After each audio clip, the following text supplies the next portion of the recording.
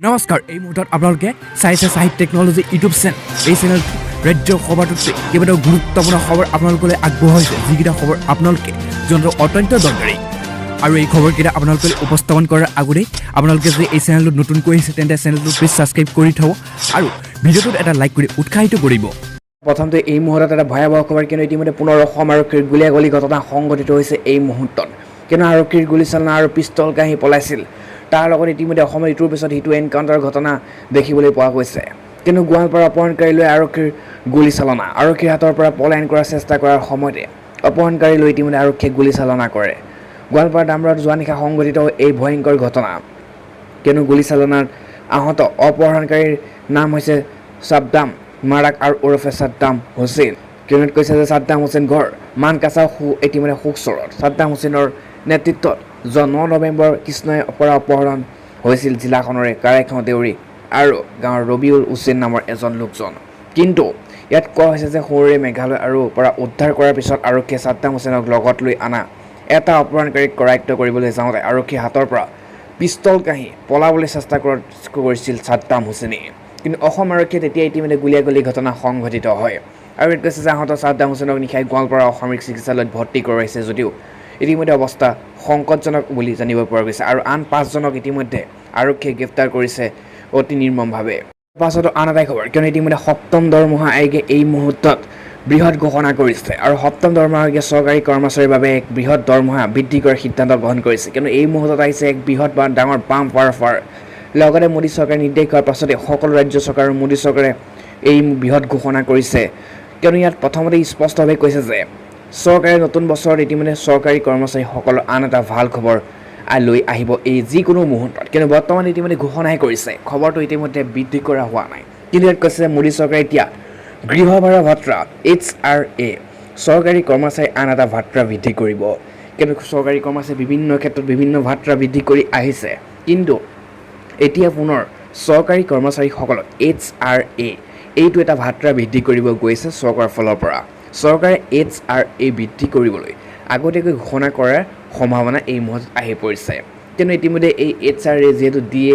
HR আৰু সকলো বিভিন্ন ভাত্ৰা পাই থাকে চৰকাৰী কৰ্মচাৰীসকলে কিন্তু এইবাৰ পুনৰ HRA বৃদ্ধি কৰাৰ সিদ্ধান্ত গ্ৰহণ কৰিছে সকলো কৰ্মচাৰী আৰু ইয়াত কৈছে যে সংবাদ মাধ্যমৰ প্ৰতিবেদন অনুসৰি অহা বছৰ জানুৱাৰী 2022 পৰা বৃদ্ধি কৰা কাৰ্যকৰী হ'ব অৰ্থাৎ হয়তো ইয়াৰ আগতে হ'ব পাৰে কিন্তু 2022টো নিৰ্ধাৰণে কৰিছে কিন্তু হয়তো ইয়াৰ আগতে ইতিমধ্যে হৈ যাব পাৰে ডিচেম্বৰত দেৱালীৰ আগতে কৰ্মচাৰীসকলৰ DA 31% বৃদ্ধি কৰা হৈছিল কিন্তু পুনৰ ইতিমধ্যে HRA বৃদ্ধি কৰিব কিন্তু দেৱালীৰ আগত 31% DA বৃদ্ধি কৰিছে পুনৰ HRA বৃদ্ধি কৰাৰ সিদ্ধান্ত হাতত লৈছে চৰকাৰে ইয়াৰ পাছতো আন এটা খবৰ কিন্তু ইতিমধ্যে অতি ভয়াৱহ হৈ পৰিছে পৰিস্থিতি আৰু ভাৰতবৰ্ষৰ বিভিন্ন ৰাজ্যত ইতিমধ্যে দিবলগীয়া হৈছে লকডাউন সদৃশ্য পৰিৱেশ লগতে শিক্ষানুষ্ঠানসমূহ সম্পূৰ্ণভাৱে বন্ধ কৰি দিয়া হৈছে কিন্তু এই মুহূৰ্তত আপোনালোকৰ বাবে হৈছে এটা ডাঙৰ খবৰ ইয়াত কোৱা হৈছে যে বায়ু প্ৰদূষণৰ ভয়ংকৰ ৰোগ গৌতম ইতিমধ্যে বন্ধ নগৰ জিলা সম্পূৰ্ণ বিদ্যালয় বন্ধ কৰি দিয়া হৈছে এই মুহূৰ্তত কিয়নো ইতিমধ্যে ইখনৰ পাছত সিখন ৰাজ্যৰ বিদ্যালয় বন্ধ কৰি দিছে কাৰ্যালয় চৰকাৰী কাৰ্যালয় বন্ধ কৰি দিছে সকলো ৱৰ্ক ফ্ৰম হোম দিছে কিয়নো অধিক এইবাৰ কৰোণা ভাইৰাছে সংকটত তোলা নাই কিয়নো এইবাৰ প্ৰদূষণ বায়ু প্ৰদূষণ ইতিমধ্যে ইমানেই হৈছে যে IQ লেভেল বাঢ়ি গৈছে অৱস্থা সংকট ইয়াত কৈছে উত্তৰ প্ৰদেশৰ গৌতম বুদ্ধ নগৰ সকলো শিক্ষানুষ্ঠান ভয়াৱহ বায়ু প্ৰদূষণৰ প্ৰতি লক্ষ্য ৰাখি বন্ধৰ নিৰ্দেশ দিয়া হৈছে দিল্লী তাৰপিছতে হাৰিয়ানা তাৰপিছতে উত্তৰ প্ৰদেশ আৰু ইতিমধ্যে ক্ৰমাতে বৃদ্ধি পাবলৈ ধৰিছে ভাৰতবৰ্ষৰ ৰাজ্যৰ এনে অৱস্থা কিন্তু বায়ু অধিক বেয়া ভয়াৱহ যে মাস্ক পিন্ধি উশাহ ল'বলৈ কষ্ট হৈছে মানুহৰ ইতিমধ্যে উশাহ ল'ব পৰা নাই ঘৰত মাস্ক পিন্ধিব লগা হৈছে কিন্তু গৌতম বুদ্ধ নগৰ জিলাৰ দণ্ডাধীশ সুভাষ LY বুধবাৰে পৰৱৰ্তী নিৰ্দেশনা প্ৰকাশ নকৰা পৰ্যন্ত জিলাখনৰ সকলো শিক্ষানুষ্ঠান বন্ধ কৰাৰ নিৰ্দেশ দিছে ইয়াত কৈছে গৌতম বুদ্ধ নগৰ জিলাৰ শিক্ষানুষ্ঠানসমূহ বন্ধৰ নিৰ্দেশ দি দণ্ডাধীশগৰাকীয়ে শিক্ষানুষ্ঠানসমূহক অনলাইন পদ্ধতিৰে পাঠদান অব্যাহত ৰখাৰ বাবে আহ্বান জনায় ইয়াৰ পূৰ্বে ইতিমধ্যে কমিশ্যনাৰ ফৰ এয়াৰ ইতিমধ্যে কোৱালিটি মেনেজমেণ্ট দিল্লী ইয়াৰ পাৰ্শ্বৱৰ্তী চহৰসমূহৰ বায়ু প্ৰদূষণৰ বাবে বিদ্যালয় মহাবিদ্যালয়ৰ লগতে শিক্ষানুষ্ঠান বন্ধ কৰাৰ নিৰ্দেশনা এই মুহূৰ্তত জাৰি কৰিছে লগতে কৈছে যে চৰকাৰে ইতিমধ্যে শিক্ষানুষ্ঠান বায়ু প্ৰদূষণৰ বাবে এসপ্তাহৰ বাবে বন্ধ ৰখাৰ নিৰ্দেশনা দিয়াৰ লগতে চৰকাৰী কৰ্মচাৰীসকলকে এসপ্তাহৰ বাবে ঘৰৰ পৰাই কাম কৰাৰ কঠোৰ নিৰ্দেশনা এই মুহূৰ্তত দিয়া হৈছে আজি ঘণীৰ পাছত আন এটা খবৰ কিয়নো ইতিমধ্যে সাংবাদিকক গুলীয়া হত্যা কিন্তু ইতিমধ্যে মৰি ইতিমধ্যে হত্যা কৰাৰ ঘটনা পোহৰলৈ আহিছে। ৰাজ্যত ইতিমধ্যে প্ৰতিক্ৰিয়া সৃষ্টি হৈছে। স্থানীয় সংবাদকৰ্মী তথা ইতিমধ্যে পুৰ্ণিয়াৰ প্ৰাক্তন জিলা পৰিষদ সদস্য ঋতু সিঙক ইতিমধ্যে শুকুৰবাৰে ইতিমধ্যে চাৰ্চি আৰক্ষী থানাৰ সমীপতে অচিনাক্ত দুৰ্বৃত্তই গুলীয়াই হত্যা কৰে। কিন্তু ইতিমধ্যে কোনে ৰাজপথতে ইতিমধ্যে এইদৰে হত্যা কৰিলে, কিয়নো এগৰাকী সাংবাদিকক ৰাজপথত তাক আৰক্ষী থানাৰ সমীপত ৰাজপথত ইতিমধ্যে হত্যা কৰি থৈ গৈছে। আৰু তাক লৈ ইতিমধ্যে সমগ্ৰ দেশ কঁপি গৈছে, কিয়নো সাংবাদিকক এই অৱস্থা কৰিছে। স্থানীয় সাংবাদিকগৰাকীক গুলীয়াই হত্যা কৰাৰ পাছতে সাংবাদিকগৰাকীৰ পৰিয়াল আৰু আত্মীয়ে শনিবাৰে প্ৰতিবাদ সাব্যস্ত কৰে। মৃত সাংবাদিকগৰাকীৰ পৰিয়ালৰ লোকৰ লগতে সাংবাদিকগৰাকীৰ হত্যাৰ আঁৰত জনতা দল ইউনাইটেডৰ বিধায়ক আৰু ৰাজ্যিক মন্ত্ৰী লেচি সিং জড়িত থকা অভিযোগ উত্থাপন হৈছে।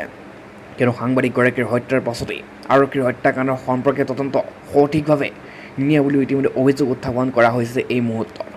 আৰু ইতিমধ্যে সাংবাদিকগৰাকীয়ে এনে হত্যাৰ পাছত ৰাজপথত ইতিমধ্যে এতিয়া প্ৰসংগটোৱে ৰাজ্যখনৰ ৰাজনৈতিক বতাহ উত্তপ্ত কৰি তুলিছে।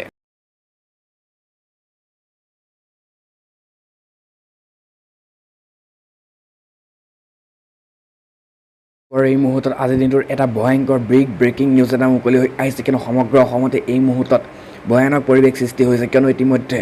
অসমৰ আকাশত প্ৰচণ্ড ইতিমধ্যে ভয়ংকৰ অঘটনৰ ঘটনা সংঘটিত হৈছে, যাক লৈ ইতিমধ্যে সমগ্ৰ অসমৰ লগতে সাধাৰণ জনতা ইতিমধ্যে আতংকিত হৈ পৰিছে।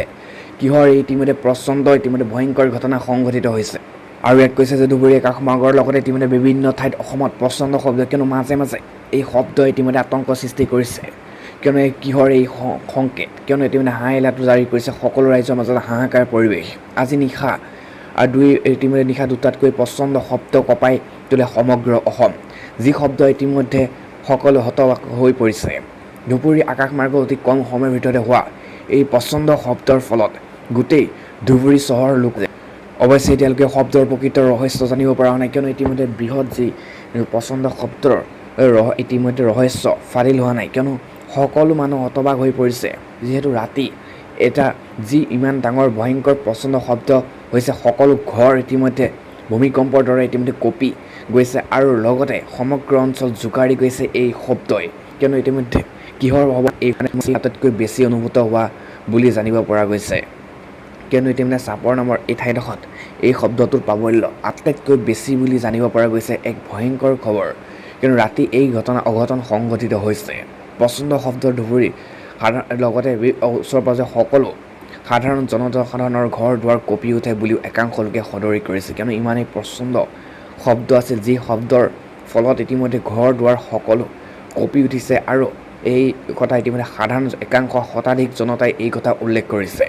ধুবুৰী জনসাধাৰণৰ মাজত এতিয়া এই শব্দক লৈ কৌতূহলৰ সৃষ্টি হৈছে, কিয়নো কিহৰ এই শব্দ সকলোৱে ইতিমধ্যে হতবাক হৈছে।